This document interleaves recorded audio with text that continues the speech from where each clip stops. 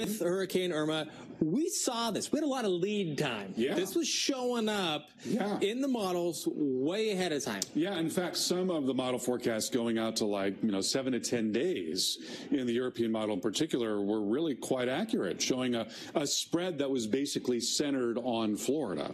And the European model did a really, really good job with this storm. This is a chart, and we sort of knew that, intrinsically, but we didn't have the actual data. You get a sense of it day by day. Yes, you kind of like, the Euro's been showing this, and that's what's happening. Yes, exactly right. And so this is quantifying that, looking at the forecast errors going out in time.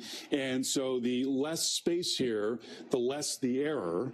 And the European model was top. The official forecast was a little behind that, which is not a surprise because the European model moves around, and they're not going to do that at the Hurricane Center. They've got to be a little more careful about the motions, which is a smart way to play it. And then you see the GFS model with a much bigger gap here. So it did not do very well with Irma. Now, that having been said, what's interesting about the GFS model is that there's been an upgrade to the GFS model. So it's not the same model that it was last year. And you compare last year's version to this year's version. Now we're looking at forecast accuracy. So the taller bars are better. And at all these periods, 12 hours, 24 hours, 36 hours, 48 hours, 72 hours, last year's version, the old version of the GFS, was more accurate at those periods than is the new model with the upgrade. So the Hurricane Center looked at this and they said, you know what? We don't want the new model. And that's why they put this data out.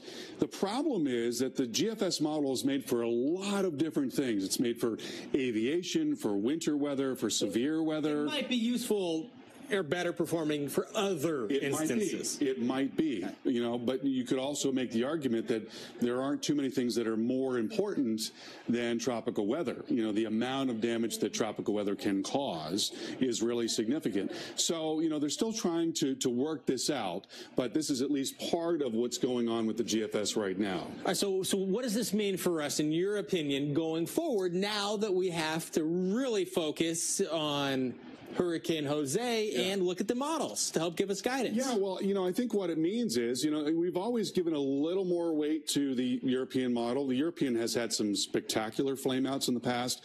One of the big ones was Hurricane Debbie, or Tropical Storm Debbie a while back that moved into Northwest Florida, and the European kept saying it was going to go to Texas.